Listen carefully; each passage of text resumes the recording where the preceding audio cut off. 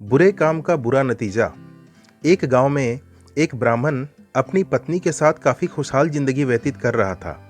अचानक एक दिन उसकी पत्नी अच्छे अच्छे पकवान बनाकर बाहर ले जा रही थी। जब ब्राह्मण ने अपनी पत्नी से इस बारे में पूछा तो उसने बताया कि वह पकवान मंदिर में भगवान को अर्पित करने जा रही है। किंतु ब्राह्मण पत्नी हर रोज यह काम करने लगी, अर्थात अच्छे अच्छे पकवान बनाकर हर रोज बाहर ले जाने लगी।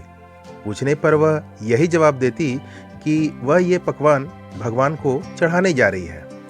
ब्राह्मण को शक हुआ कि जरूर कुछ और बात है। एक दिन वह ब्राह्मण अपनी पत्नी का पीछा करने लगा।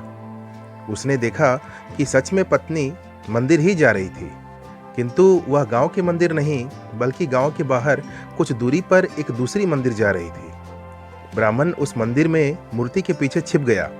उसने देखा कि उसकी पत्नी अनजान व्यक्ति के साथ मंदिर में पूजा अर्चना कर रही थी।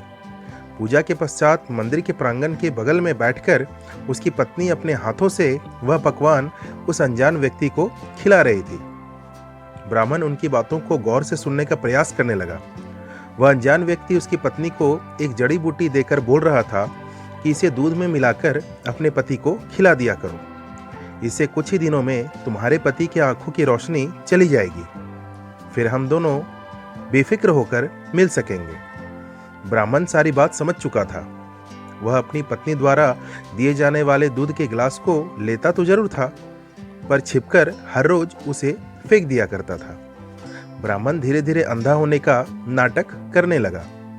ब्राह्मण की पत्नी को लगा कि शायद जड़ी बूटी काम कर रही है और उसका पति अंधा हो गया है। अब वह अपने पति को अंधा समझकर उसके सामने ही अपने पति को घर बुलाने की योजना बनाई।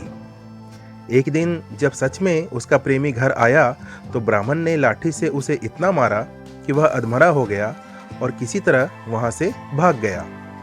ब्राह्मण ने अपनी चरित्रहीन पत्नी को भी पीटा और उसके माँ बाप के घर में उसकी सारी सच्चाई बताकर उसे वहीं हमेशा के लिए छोड़कर वापस आ गया।